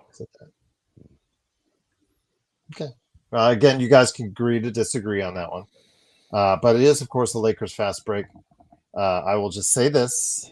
We'll be back tomorrow, win or lose. Of course, first off, the Dodgers and the Blue Jays start off the World Series. That'll be on Joe Soro's channel, the Joe Soro Experiment on playback. Go ahead and catch the game there. And then you can come over to Lakers Fast Break on playback. I will try to have it on a simulcast. I didn't get any copyright notices yet for the first one, so I was thankful for that. So we'll see what happens here on Friday. And then, of course, after the Lakers game, Joe hopefully be here. John should be back in the saddle with us over here. Baseball, baseball will take precedent for at least another week. I'll be doing the dual watch because I think the game will probably be in the 5th or 6th inning when the Laker game starts. So I'll be able to maybe screenshot it here and there, but there's a chance I might not. I'm ready to see that's the Dodgers. Then, in my view, this is my view, this is the start of the dynasty. I was just sad to hear about Vesia. I'm worried about Vesia. Yeah, I'm worried about Vesia because the way the words were said, I'm deathly scared that something happened to the kid. His wife was pregnant, almost ready to burst, and I'm just scared that something happened to the kid. There's no word out of there yet. I'm just hoping it's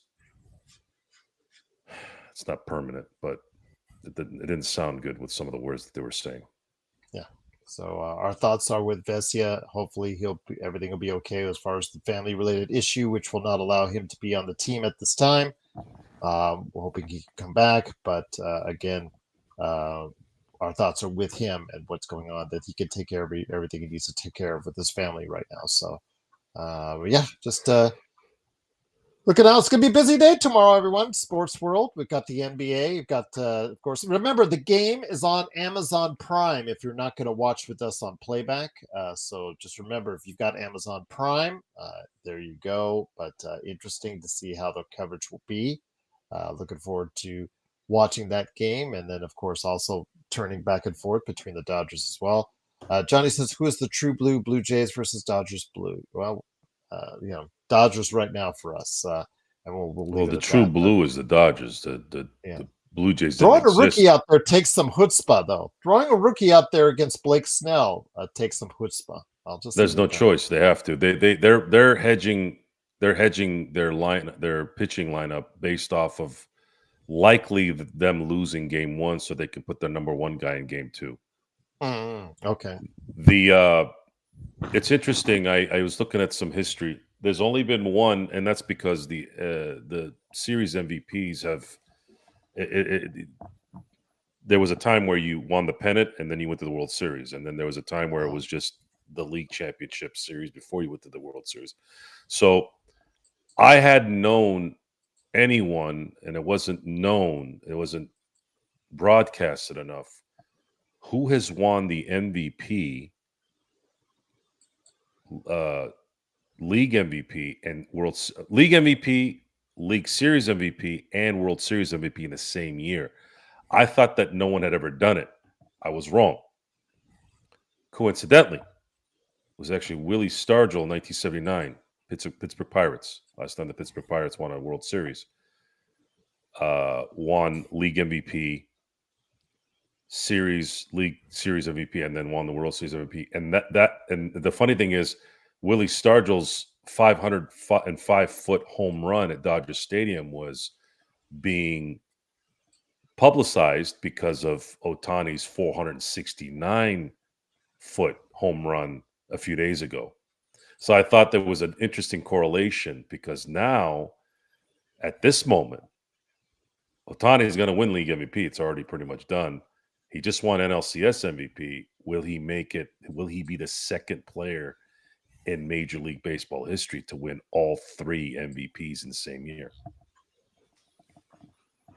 We'll see what happens, my friend. But Friday is a big day, so follow it with us on playback, playback.tv/the The Joe Johnny, are Solars you from just trying to Dodgers. just say the opposite things here? The 2002 Kings were not overrated. They were very good. Aren't they cited as one of the best non finals making teams? Them, the Portland Trailblazers at that time that the Lakers matched up against. There Those was early no 2000s. one overrated in that run. They were all really damn good. Spurs, Portland, Kings. So before we head on out, my friend JY, are you doing a show afterwards? No, by I the am way? not. No, I am not. I think I got everything I needed to get out now on the All show. right, fair enough. The I did put an article on Shohei Ohtani. I think you should read it. It won't make you very happy, but I think you should read it. I put it in the WhatsApp chat. Just want to give you a heads up. But JY says, "Hey Joe, give what us do you your mean won't make me MVP happy? What the hell? candidates." What did you send me? I put it in the WhatsApp chat. It's a article written by someone who said that I'll read you the catch grabbing quote, the title of the article, that Otani is what he said. It's the greatest player, but he's terrible for for Major League Baseball. Is basically what to paraphrase. Okay, so explain something. Okay, explain something to me. How often have we seen the best baseball player being shown on the biggest stage in a consistent time? It happens in football. It happens in basketball. It happens in hockey. When does it happen in baseball? Think about this for a second. I'm only going to talk about years in Anaheim. I'm going to talk about it only in the last 35 years because I don't want to go too far back. Think about it for a second. Who was the best player in the 90s? Let's say the best two players that come to mind. Ken Griffey, Barry Bonds, right? You wouldn't put Mike Trout in there? I'm talking about the 90s. Oh, I'm talking about the past. Focus 30 years. on what I'm saying right now. The 90s. The two best players in the 90s. Bonds, Griffey. Fair? Who else? Yeah, I put them above Sosa or McGuire. I would put them above Sosa. Yeah, obviously. So, how often from 1990 to 1999 did you see those guys in the World Series? You didn't see Barry Bonds. Zero. Until the 2002. Zero. Against in the 2000s. Yeah. In the 2000s. Who was the best player in the 2000s? That's a good question. You could say the first half was Barry. He went to 1 with the Angels in 2002 against the Angels. And that was his only real good run, by the way. Before then, in the 90s, when he was at the Pirates and a few years with the Giants, he was very pedestrian in the playoffs. Because in baseball, you can neutralize the best player by walking him or by pitching him in a certain way where you're never going to let him beat you. That's something that I think Seattle needed to realize before they pitched to George Springer. So anyways, 2000, the first half was Bonds. Who was the second half? Manny Ramirez, maybe? A little bit? Yeah. Maybe. Where do you put Pujols in this conversation? Pujols. There you go. You just got it. So Pujols went to the World Series in 2006. Played in 2004 as well. They got swept. So you had Pujols and you had Barry Bonds in the 2000s. Both one went to a World Series in 2002. Pujols went to the World Series in 2004 and 2006. That's it. 2010s, Mike Trout. One playoff appearance, not even one win. Got bounced 2003. Who else could you say was the best player of that era? Besides Mike Trout. So, fast forward. Bryce Harper maybe on the tail end? Okay, Bryce Harper. How many World Series did he go to in the 2010s? None, because he didn't Zero make it until the 2020s. Yeah. He came in 15, didn't he? So yeah. So Ohtani is going to be in the World Series. This is his second season as a Dodger, and he's been in the World Series both seasons. It's Would you very put Kershaw likely. or Cabrera? I don't factor in pitchers. Pitchers are only there every 5. Cabrera. Cabrera is a good one. He went to 2. He went to 2 World Series, but is Cabrera transcendent?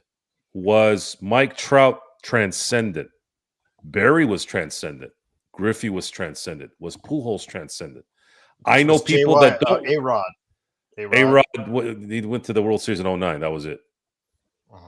And he's a douchebag. People didn't really have a lot of respect for him. The thing is, you also have to factor this in.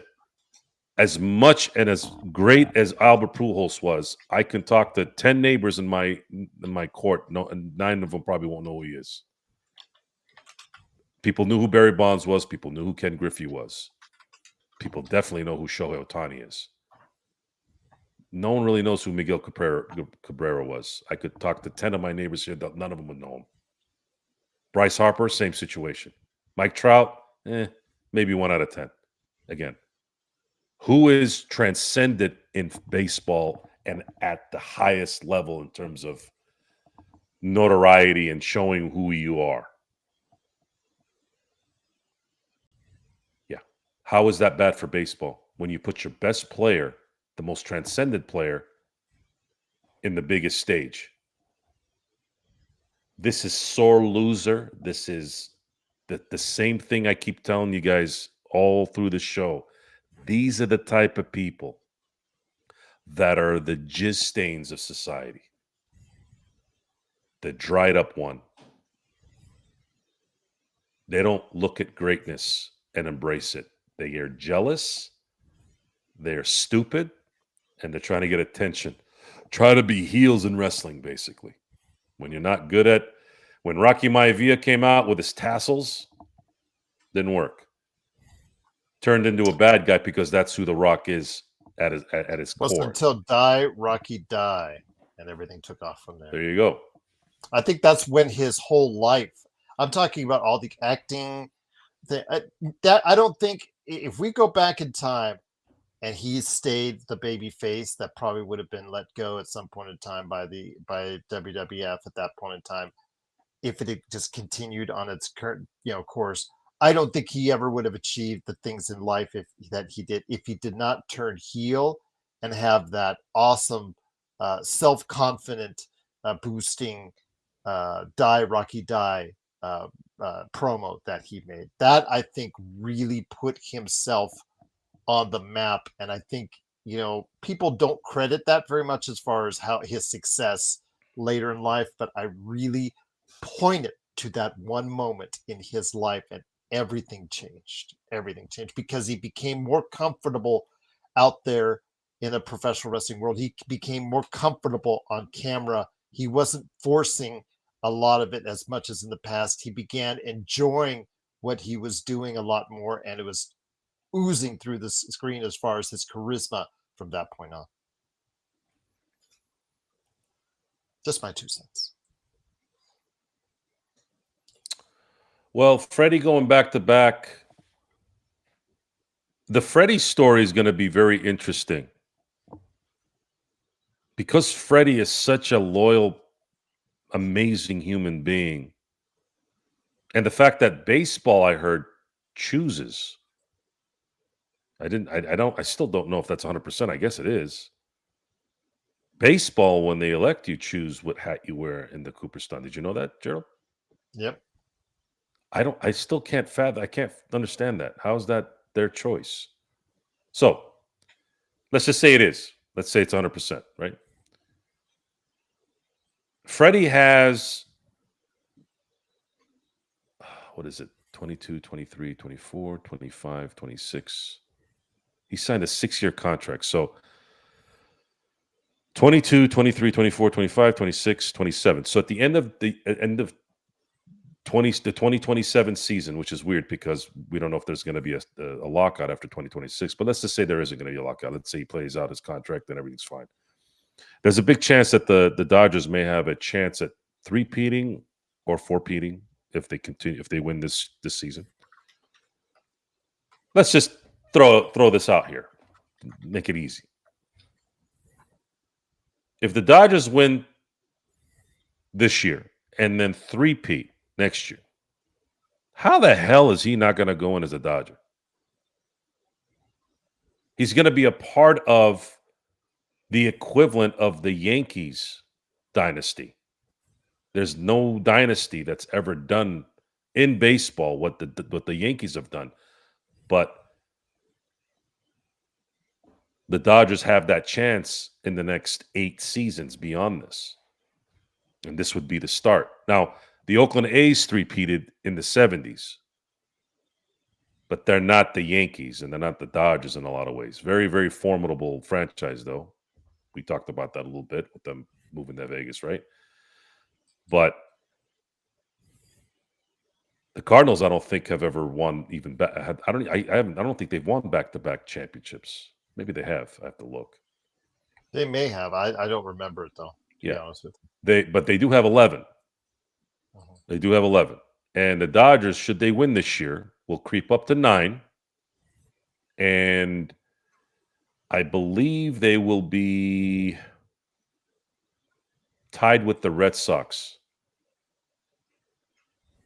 for 3rd with all-time titles. They'll pass the New York/San Francisco Giants if they win this year. They're both tied at 8. They'll tie the Red Sox at 9. The St. Louis has 11.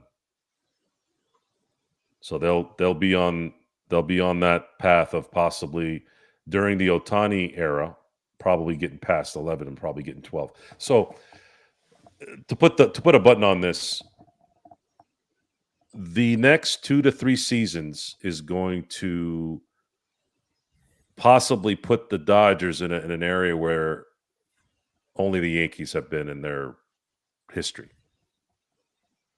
And it's not going to stop either, because you still have another 5 years with Ohtani.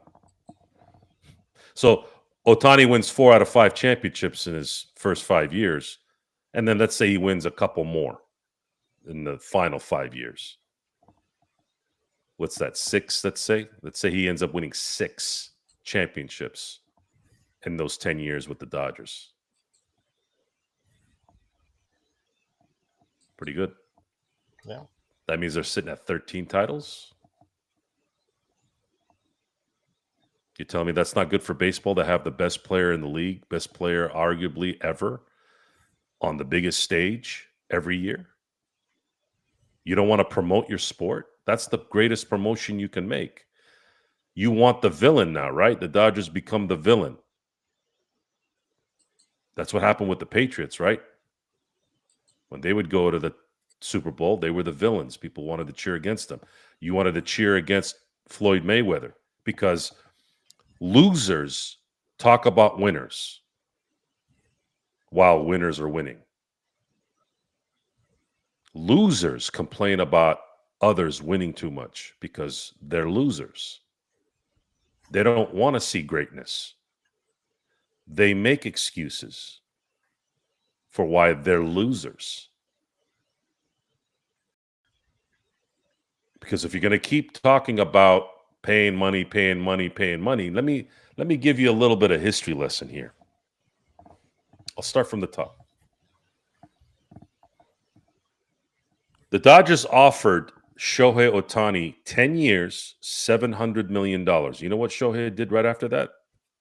He went right back to Anaheim, showed Artie Moreno what the Dodgers offered. He said, "Can you match it?" Artie said no. Freddie Freeman just won World Series MVP in Atlanta. Contract ran out. He wanted to stay in Atlanta. And then they went after Olsen in Oakland. He wanted to stay in Atlanta. Didn't want to sign him. So the Dodgers signed him. Mookie Betts was just hitting his prime. Already an MVP. Freak of nature athlete.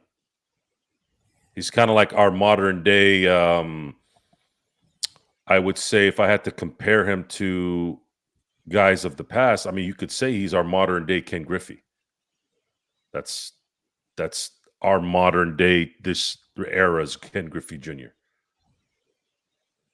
Boston didn't want to sign him. They wanted to get rid of David Price's contract, traded Mookie Betts for 4 sticks of gum and a sample size of crazy glue. Shall I go on? No. Anyone could have signed Teo. Teo was waiting. Uh-huh. No one wanted to sign Max Muncy. They DFA'd the Oakland A's. DFA'd Muncy. Seattle didn't want to sign Chris Taylor. No one wanted Kike. Kike was in Houston. He was in Miami, Florida, whatever the hell they were. Miami. So what is it exactly? How about Blake Snell? Let's talk about Blake Snell. Arguably the best pitcher in the majors in the last 7 years. Arguably. Definitely the best left-handed pitcher, in my view.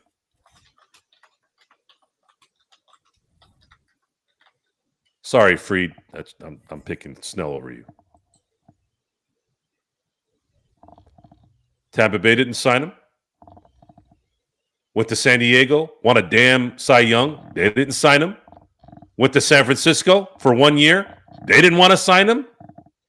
So what are you bitching about? All these teams could have signed him. All these teams could have signed these guys, but they didn't. So now you're going to punish the Dodgers for signing these guys when no one else wanted them. Tanner Scott had a bad year. It happens to relief pitchers, by the way. That's a norm. Don't be surprised if he comes back next year and kills it. It happens all the time. It's happened ever since I've been watching baseball. One bad year, all of a sudden back for good for a couple of years. Always happens. Just how it goes with baseball, especially with relief pitchers. He had more money, had a bigger offer, decided to come to L.A. Same thing happened with Teo, too, by the way.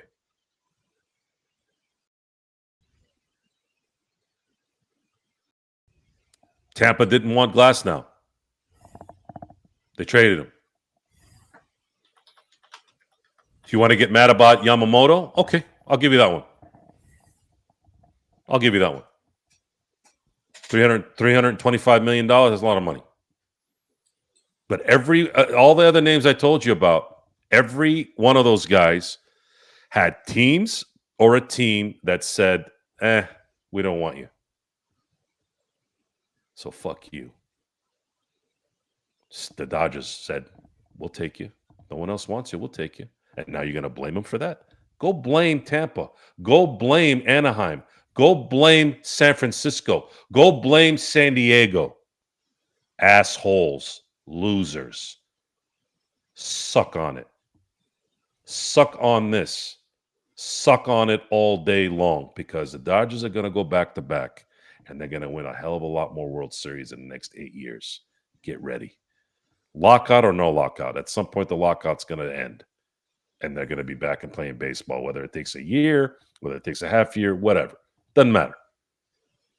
The Dodgers are the next dynasty. The dynasty will be birthed in about a week. I'm not calling it a full-fledged dynasty yet, but it's the birth of this dynasty that's coming up. And with that, it is the Lakers Fast Break. Go ahead and join Joe. So preachy today, man. I sounded preachy, don't I? The Temple of Sorrow. I could just all your followers going in with the hooded. It's going to be like the I don't want that. I don't want to be preachy. I don't want to influence. I'm in the results business. I only want to influence your own thoughts. Do not think or execute stuff like me. I want you to think on your own and just understand when shit's stupid, just make it known. That's all I'm saying. Well, RD23 is already taking notes. RD23 is blood. That's why. That's different. When it's blood, it's blood. Blood's going to always support you most of the time. I just thought that'd be kind of cool. You know, you have your whole legion of followers. They're the monks. You know, their outfits. No. I didn't. That's not. I would never accept that. I am not a preacher. I am not a demagogue. I am not any of those things.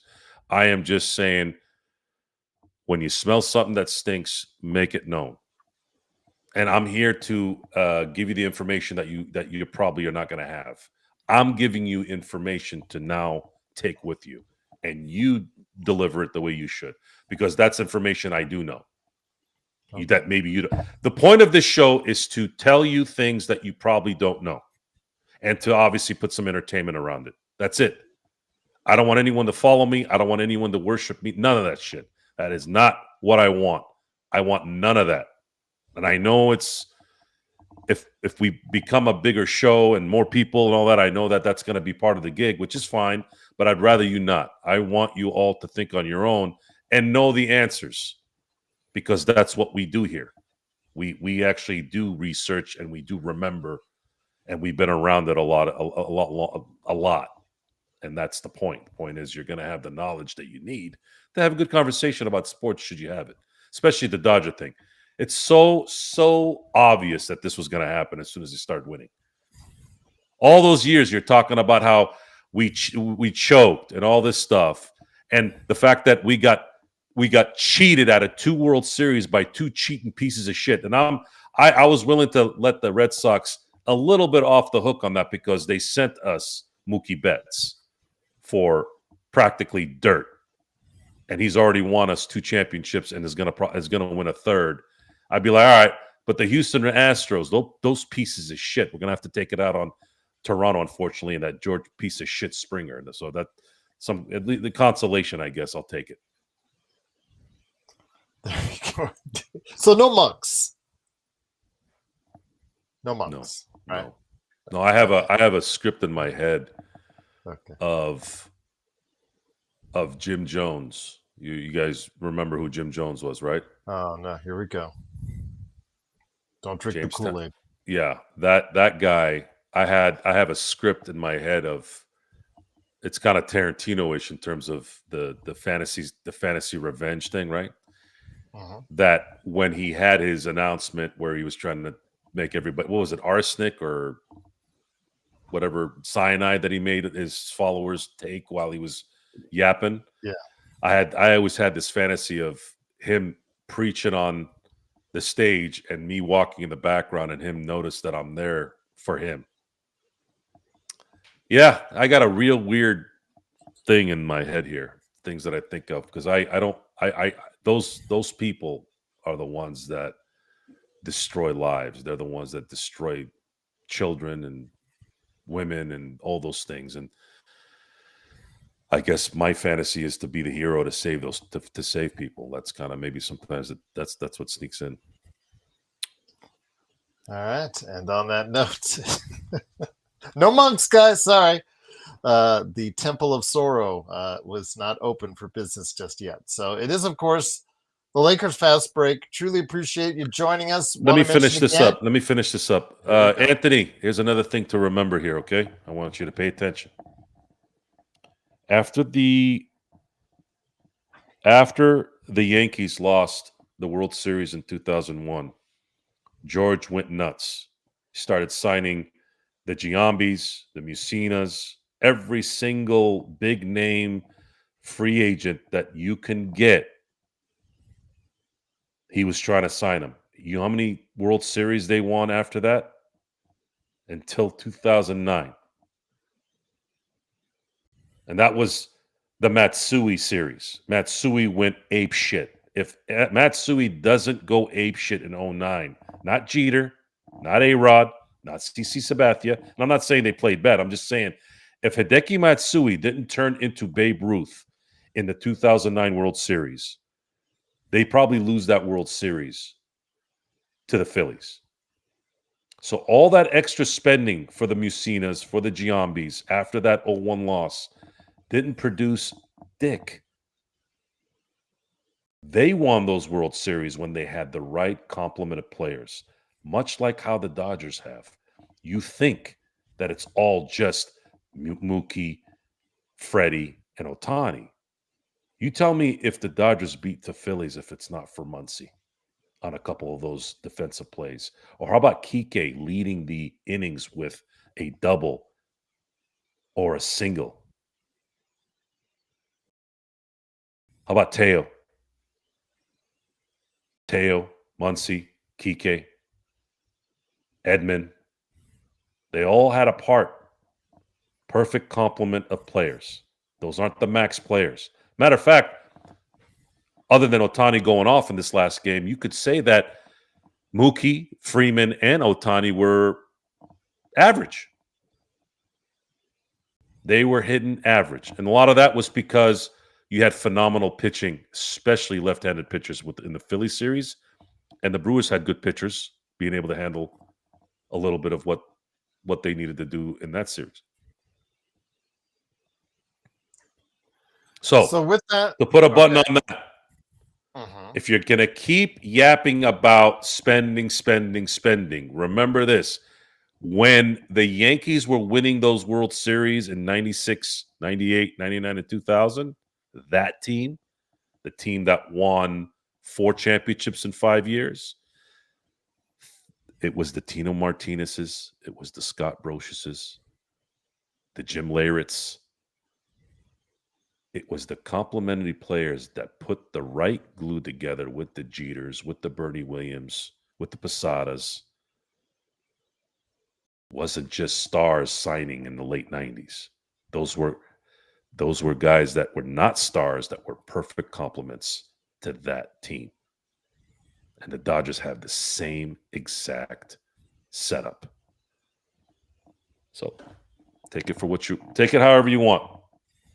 But I'm going to tell you right now, you got a problem with the Dodgers winning championships, you can eat shit all day long.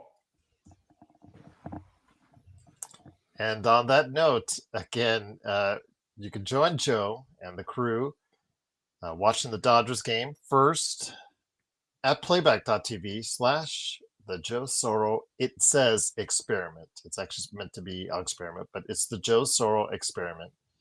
Go ahead and watch the game there, then flip over to the Lakers Fast Break channel on playback.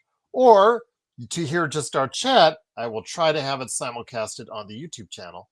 And then, of course, speaking of the YouTube channel, after the game, we'll be here for our world-famous post-game show coming right at you here for the Lakers Fast Break. One more time, I will go ahead and actually, I'll probably do a little bit more because I think this book definitely deserves it. I know Joe hopefully will be able to read this as well. It is a Hollywood ending, the dreams and drama of the LeBron Lakers by Yaron Weitzman. I have an interview with him that's now on the channel. Go ahead and check it out. And last but certainly not least, good friend Drip Show. Look at this. Look at this quality. If you want something like this in your life, or something really good as far as well-made, an idea, concept that you didn't think would be possible, you didn't think that anybody out there could do it, go ahead, follow at Drip Show Shop on Instagram and Twitter, and he may just be able to make it happen for you this holiday season. So go ahead and do that, my friends. If you support these individuals that helped us, that would be immensely grateful to you as well. And we're almost at 2,500 subscribers. So absolutely a good thing indeed. Joe, any last thoughts before we head on out? I think I've said enough tonight. Yes, the Gregorian monks say the same thing as well. All right, and on that note, this is the Lakers Fast Break. Truly appreciate you joining us. We'll be back tomorrow for more fun and merriment. Go Dodgers! Go Lakers! We're rooting for you. We'll see what happens tomorrow right here on the Lakers Fast Break podcast.